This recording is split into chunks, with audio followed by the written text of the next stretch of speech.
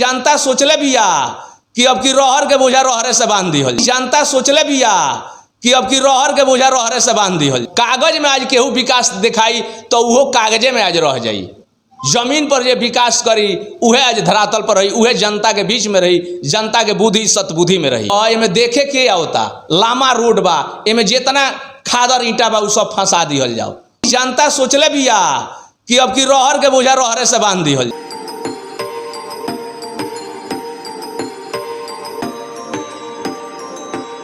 नमस्कार प्रणाम, हम ही अभिषेक मिश्रा रहुआ देख रहा बानी VSS न्यूज। VSS के न्यूज लगातार पंचायत चुनाव में जनता के हर प्रत्याशी से रूबरू करावे के काम कर रहा बिया, जौना में लगातार हमनी के चैनल के माध्यम से हमनी के ई जाने के कोशिश करते हैं कि जे भी प्रत्याशी बा का विचार का सोच लेके जनता के विचार रहल बा आ का वोट मांगे जा रहल बा, कौना आधार पे जनता ओकरा के चुनी आ काहे चुनी। चलिए इस सब खास बातचीत के साथ आज हमनी के साथ मौजूद बानी क्षेत्र संख्या 29 के जिला पार्षद प्रत्याशी विजय गिरी जी, यहाँ के भावी क्षेत्र संख्या 29 के जिला पार्षद प्रत्याशी बानी।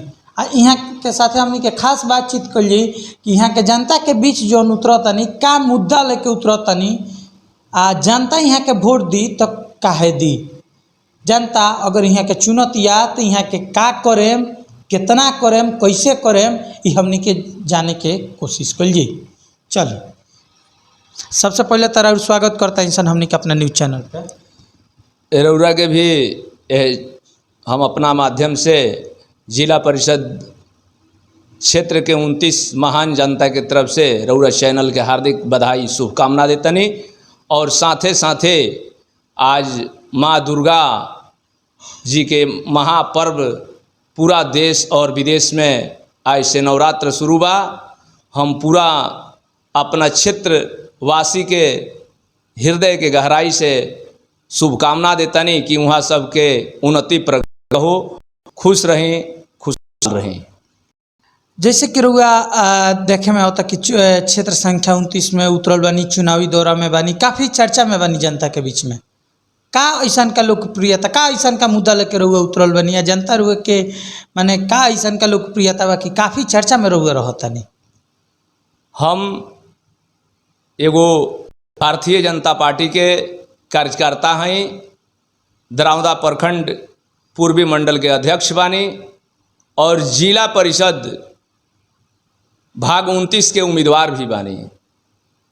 जब से जिला परिषद हम देखनी 29 में जे भी यहाँ निवर्तमान में रहे, हम जनता के बीच में जाई तो दूर दूर तक वहाँ के नाम के कोनो चर्चा ना रहे, ना कहीं विकास दिखे, ना केहू के सुख दुख में वहाँ के उपस्थिति रहे। जनता काफ़ी आक्रोशित रहे। हम 2018 में अपन जनता के बीच में संदेश पहुँचौनी। आज जनता के बीच के हर सुख दुख में हम साथे कदम से कदम मिला के चले आईनी। जब से जनता के बीच में हम अपन मैसेज गईल, जनता के हर बिंदु पर जनता खुशहाल उत्साहित भई अपन प्रतिनिधि के होई ई जनता समझ चुकल बिया। अच्छा रहुआ विकास के बात करतनी, पूरा रहुआ विधान जिला परिषद के जौन क्षेत्र होला कई गो गाँव होली सने में रहुआ घूमत हो कम पंचायत में, तो कहीं ना कहीं होता कि जे वर्तमान बा वो अपन दावेदारी करता कि हम विकास कइले बानी, रहुआ कहतनी कि जनता कहती है कि बिल्कुल विकास नहीं खे भई।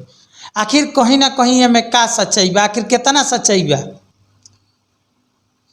रउरा चैनल के माध्यम से ई बतावे के चाहतनी जे कुछ ऐसन एगो जयप्रकाश नगर पंचायत में उस्ती गांव बा, वो उस्ती में PCC ढलाई भइल बा, उ ढलाई दोनों बगल फाट गइल बा।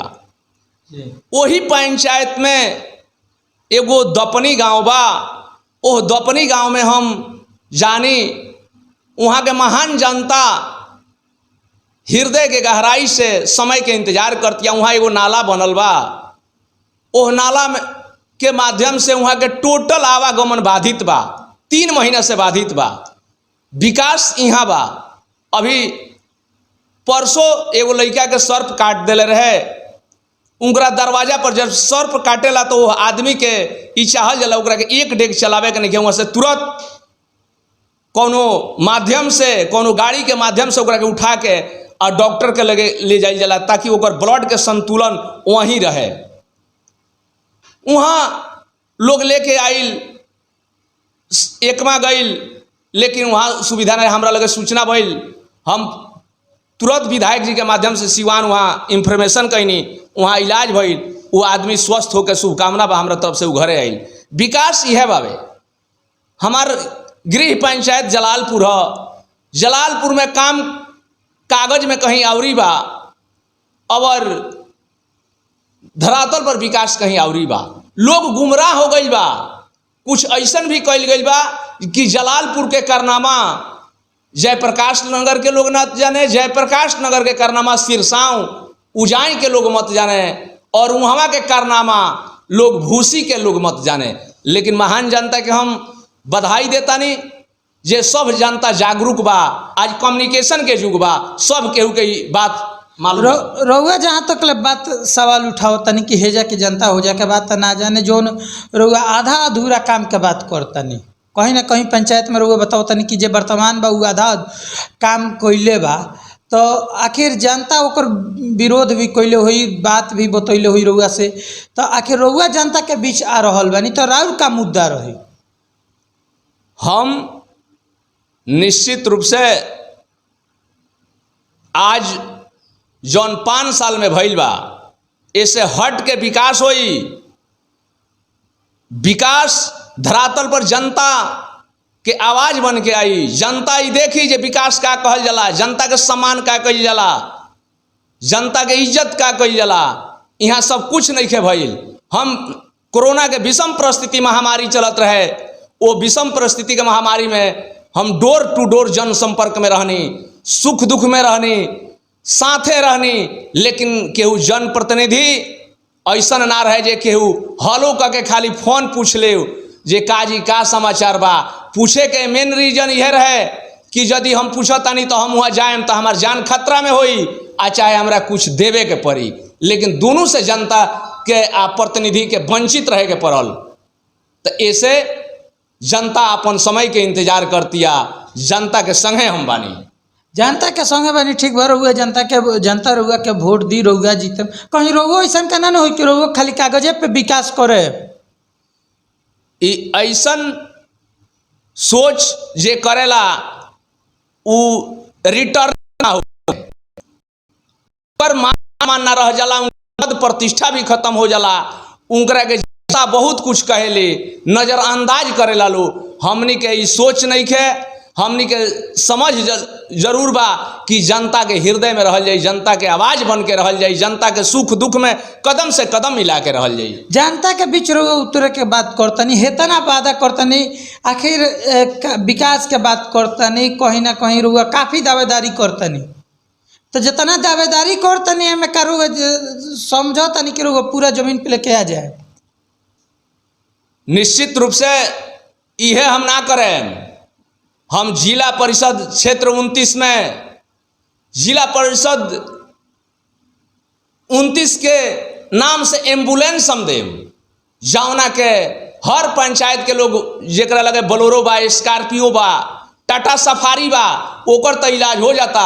लेकिन जे आम नागरिक बा, जे साधारण जेकरा एह बेरा के भोजन वो बेरा के नहीं खे, ओकर भी तबीयत खराब होला। ये हम जानता नहीं, ये और लोग नहीं खे जानत। ओकरा के भी हम व्यवस्था करें, एम्बुलेंस देम, आ ओकरा के अच्छा समय से इलाज करावे के हमारी सोच बा, ये हमार समझ बा। आई गरीब के आवाज़ बा, आ वो आवाज़ के वो दर्द के बहुत नज़दीक से हम देखले बानी, ये हमार स्वाभिमान बा। अच्छा देखिए, पंचायत चुनाव में एम्बुलेंस के बात कोई नहीं है, तो रउआ एगो बात कहनी कि भारतीय जनता पार्टी से बानी, तो कहीं ना कहीं रउआ पार्टी के बिहार में स्वास्थ्य मंत्री जी बानी, तो ऐसा का रउआ कहा नहीं कि सोचत कि एगो हॉस्पिटल लोकल में खुल जाओ बढ़िया कि एक जरूरत खत्म हो जाए एम्बुलेंस के? वो बहुत लंबा जनसंख्या पर होला। दरावदा से जिला परिषद क्षेत्र 29 के सभन के दूरी 6 से 7 किलोमीटर बा। 6 से 7 किलोमीटर के अंतराल में इतना लंबा कोस कल एम्बुलेंस वही के माध्यम कल जाता जे तुरंत 2 मिनट में दरौदा, 15 मिनट में सिवान, एकर निदान बा, एकर कहीं ना कहीं पकड़ बा। ऐसा ना कुछ जब ऐसा जरूरत रही तो जरा लगे रुपया बा वो अपना घर ही में बैंक खोल ली, जे ना हमरे घर में बैंक रही यही में जमा करे मैं यही में से निकाल ली। तो कुछ ऐसा विधि व्यवस्था बा जे सरकार चाह के भी कुछ ना कर सके ले ऐसे। अच्छा ये तरह बात कहनी है, सुने में इहो बा कि का दो बगौरा में उप प्राथमिक स्वास्थ्य केंद्र बा, या में कितना सच्चाई बा? बावे आओ में माननीय हम अपना विधायक जी के धन्यवाद देवे के चाहतनी जे उहो बंद रहे। बहुत चीज ऐसा कहीं कहीं सब बंद रहे।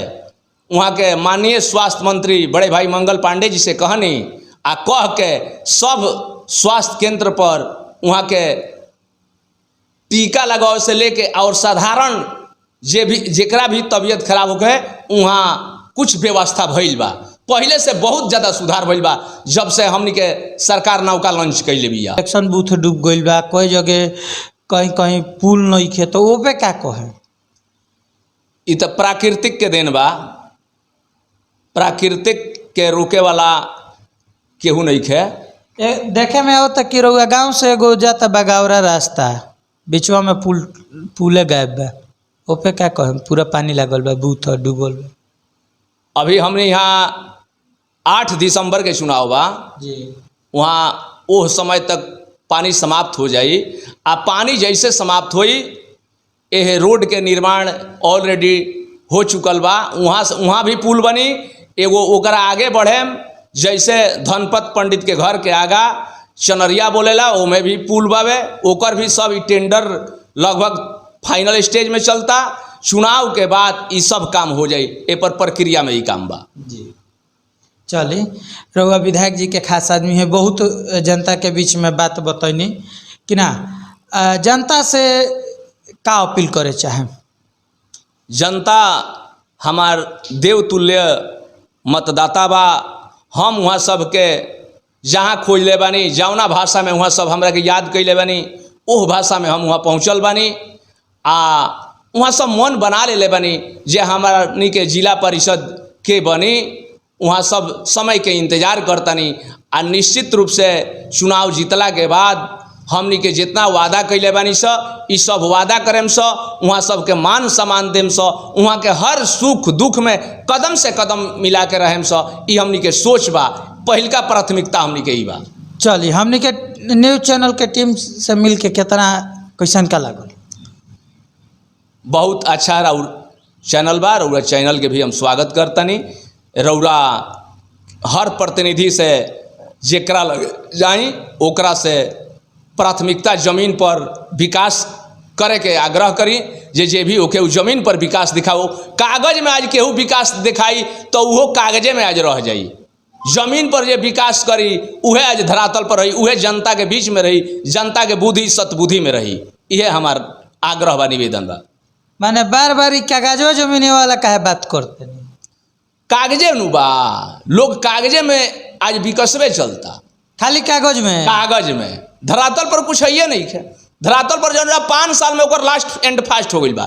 5 साल में 2016 में काम स्टार्ट होके के शुरू लगल, आ एबरा 21 चलता है, ओकर विकास खत्म बा। ई कौन भी हमू एगो सोलिंग करौले बानी उमा शंकर सिंह महाविद्यालय से लेके और जौन मदारी चक रास्ता जाता 2016-17 में 1 नंबर ईंट से सोलिंग भइल बा। 2015 में माननीय सांसद बड़े भाई ओम प्रकाश यादव जी के फंड से करौनी।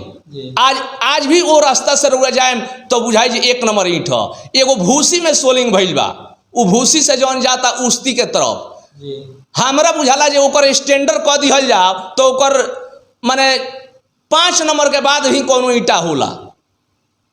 वहाँ के लोग हम गई नहीं कहल तो लोग वहाँ के प्रतिनिधि जी जवाब देहनी जे वहाँ के मानिए अभी जिला परिषद कुछ दिन पहले रहला जे चावरा के रोड है, एमें देखे के आवता लामा रोड बा, एमें जितना खादर ईंटा बा उ सब फंसा दिहल जाओ। जनता के यह जब प्रतिनिधि के सोच ही हो जाई तो जनता का करी? जनता तो अपना समय के इंतजार कैले ही बिया। ओ में घोटाला अब की जनता सोचले बिया कि अब की रहर के बोझा रहरे से बांध दिहल जाई। माने साचो बन्हा जाई साचो पाका उ जनता समय के 8 तारीख के ई फैसला हो जाई। चली यहाँ के रहनी है क्षेत्र संख्या 29 से भावी जिला पार्षद प्रत्याशी विजय गिरी जी। यहाँ के चुनाव के काफ़ी दावेदारी करतनी, विकास के बात करतनी, कहीं ना कहीं पंचायत में यहाँ के बहुत वादा भी कर रहल बानी। जितना यहाँ के बात कहनी है, यहाँ के चुनाव जीततनी तो फिर हमने के टीम यहाँ के लगे पहुँची। अगर काम नहीं हो यहाँ के विपक्ष में खबर उठी, जनता से पूछाई, जनता ओ बेरा जनता के तरफ से हमने के एक बार फिर यहाँ के लोग आम सन आ फिर पूछम सन अगर काम कोनो नहीं होता। चलिए ये वक्त खातिर इतना हमने के चैनल के पूरा टीम के तरफ से आप समस्त हमने के दर्शक लोग के नवरात्र के हार्दिक शुभकामना बा। कैमरामैन धनंजय कुमार के साथ अभिषेक कुमार मिश्रा के खास रिपोर्ट।